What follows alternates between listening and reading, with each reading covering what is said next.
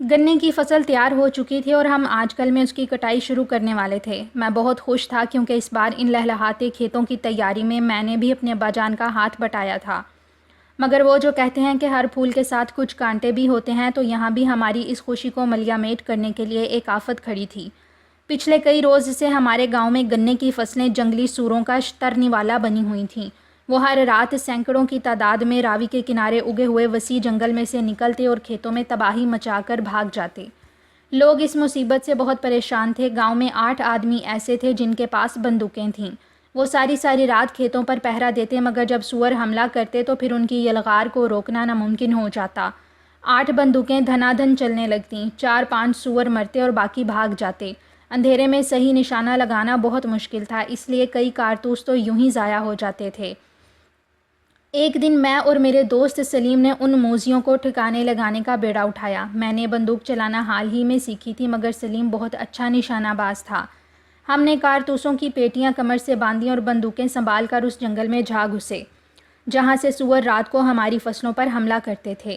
یہ جنگل دریا کے کنارے کئی میل تک پھیلا ہوا تھا اور اس قدر گھنا تھا کہ اس میں انسان کے لیے تیز چلنا ناممکن تھا۔ ہم دوپہر کے قریب وہاں پہنچے، چاروں طرف سناٹا تھا۔ کبھی کبھی کسی پرندے کی آواز سے اس ہیبت ناک سناٹے میں خلل سا پڑ جاتا۔ اس کے بعد پھر وہی بوجھل خاموشی چھا جاتی۔ ہم دونوں بندوقیں ہاتھوں میں تھامے چپ چاپ چلے جا رہے تھے۔ ایک جگہ ہمیں 2 گیدڑ نظر آئے۔ میں نے فائر کرنا چاہا مگر سلیم نے منع کر دیا۔ وہ بولا، یہ تمہارے چچا زاد بھائی ہیں میاں، ان پر کیوں گولی چلاتے ہو؟ مجھے اس کی بات پر غصہ بھی آیا اور ہنسی بھی۔ غصہ اس لیے کہ وہ انہیں میرا چچا زاد بھائی بنا رہا تھا، اور ہنسی اس لیے کہ بات کسی حد تک ٹھیک تھی۔ میرا چچا زاد بھائی گاؤں بھر میں گیدڑ کے نام سے مشہور تھا۔ میں نے بندوق کی نالی نیچے کر دی اور وہ دونوں گیدڑ کھپ کھپ کرتے ہوئے بھاگ گئے۔ اس کھپ کھپ کا مطلب سمجھتے ہو؟ سلیم نے پوچھا۔ بالکل نہیں، میں کبھی ان کی صحبت میں نہیں رہا، میں نے کہا۔ یہ تمہارا شکریہ ادا کر رہے ہیں کہ تم نے رشتہ داری کا لحاظ کیا، سلیم نے مسکرا کر کہا۔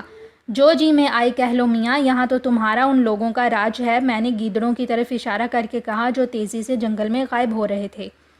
ابھی یہ الفاظ میرے منہ سے نکلے ہی تھے کہ اچانک زبردست شور سنائی دیا، جیسے زلزلہ آ گیا ہو۔ زمین کانپنے لگی، درخت ڈولنے لگے۔ ہم سمجھے بونچال ہے، مگر نہیں، یہ سوروں کا ایک بہت بڑا غول تھا جو ہماری طرف تیزی سے آ رہا تھا۔ ان کی تعداد 150-200 سے کم نہ ہوگی۔ یہ پہلا موقع تھا کہ ہم نے اتنی بڑی تعداد میں سور دیکھے تھے۔ بندوقیں ہمارے ہاتھ میں تھیں مگر حواس قابو میں نہ تھے اور سمجھ میں نہیں آتا تھا کہ کیا کریں۔ یہ تو سیدھے ہم پر آ چڑھیں گے، اتنے نزدیک آ گئے ہیں کہ فائر کرنا بھی مشکل ہے، میں نے کہا۔ چلو اس درخت پر چڑھ جائیں، جلدی کرو، سلیم نے مجھے دھکیلتے ہوئے کہا۔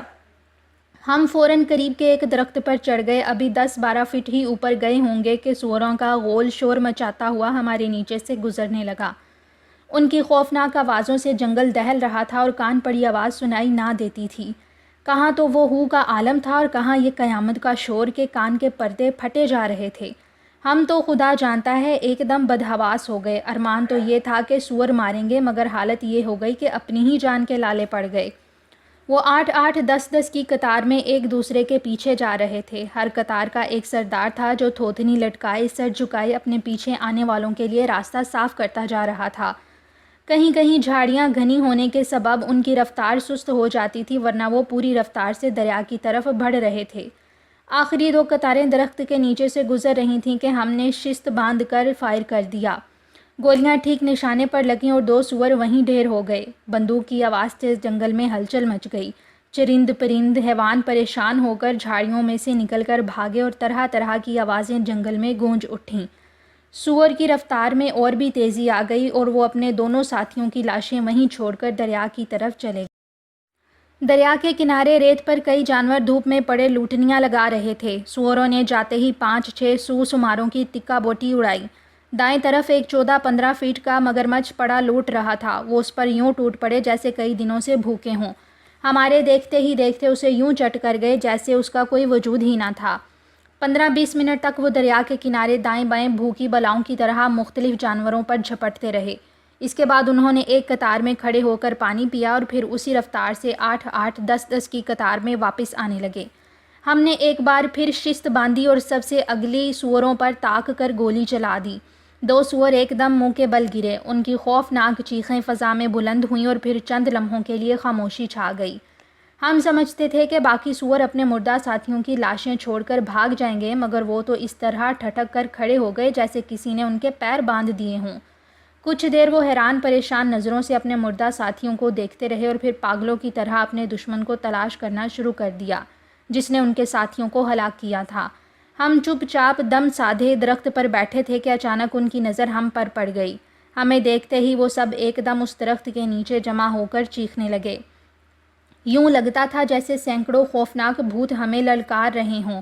چند سوروں نے تو جوش سے بے قابو ہو کر درخت سے سر ٹکرانا شروع کر دیا، لیکن جب انہیں محسوس ہوا کہ درخت ان کی ٹکروں سے نہیں گرے گا تو انہوں نے دانتوں سے اس کے تنے کو کاٹنا شروع کر دیا۔ یہ کیا مصیبت ہے؟ سلیم نے ایک اور گولی بھر کر کہا۔ اس عرصے میں بھی بندوق بھر چکا تھا۔ ہم نے فائر کیا تو 2 سور اور مار گئے، مگر باقی سور خوفزدہ ہو کر بھاگنے کی بجائے اور غضبناک ہو کر درخت کو اپنے دانتوں سے کاٹنے لگے۔ دیکھتے ہی دیکھتے انہوں نے ساری کی ساری چھال ادھیڑ ڈالی۔ ہمارے پاس اب 20 کارتوس تھے، وہ بھی ہم نے خالی کر دیے، مگر انہوں نے کسی طرح پیچھے ہٹنے کا نام نہ لیا۔ جب ہم بالکل نہتے ہو گئے تو ہمیں ہوش آیا۔ رات سر پر آ رہی تھی، ایک ایک کر کے 26 سور مر چکے تھے، مگر 100-125 ابھی باقی تھے، اور اس قدر بھڑکے ہوئے تھے کہ اگر ہم ان کے ہاتھ آ جاتے تو ہماری بوٹی بوٹی کر ڈالتے۔ ہم درخت کی سولی پر ٹنگے ان بپھرے ہوئے سوروں کو دیکھ رہے تھے اور ان کی خوفناک آوازوں سے ہمارا خون خشک ہو رہا تھا۔ ارشد میاں، ہم تو مصیبت میں پھنس گئے، گولیاں بھی ختم ہو چکی ہیں۔ سلیم کی مرجھائی ہوئی آواز میرے کانوں سے ٹکرائی۔ میں کیا بتاؤں، میں نے تو ایسی مصیبت نہ کبھی دیکھی نہ کبھی سنی۔ رات سر پر آ رہی ہے، نیچے بھی نہیں اتر سکتے، ہونا کیا ہے؟ خاموشی سے اپنے آپ کو ان کے حوالے کر دو، یہ ایسے نہیں ٹلیں گے۔ سلیم بولا۔ پاگل ہوئے ہو؟ نیچے اترنا تو موت کو دعوت دینا ہے، گاؤں سے کوئی مدد نہیں آ سکتی؟ میں نے کہا۔ آہستہ آہستہ سارا جنگل تاریکی کی لپیٹ میں آ گیا۔ سردی زوروں پر تھی، ٹھنڈی ہوا چلی تو کلفی جمنے لگی۔ سور اپنا انتقام لینے کے لیے برابر درخت کی جڑ کاٹ رہے تھے اور ہم دونوں ان بلاؤں میں گھرے درخت پر بیٹھے سوچ رہے تھے کہ یا الہی اس رات کی صبح بھی کبھی ہوگی یا نہیں۔ اور کچھ سمجھ میں نہ آیا تو ہم نے ڈراؤنی آوازیں نکال کر ان سوروں کو ڈرانے کی کوشش کی، مگر وہ اس سے بھی خوفزدہ نہ ہوئے۔ کبھی کبھی تو وہ اتنے جوش سے درخت کے ساتھ ٹکراتے تھے کہ سارا درخت لرز جاتا تھا۔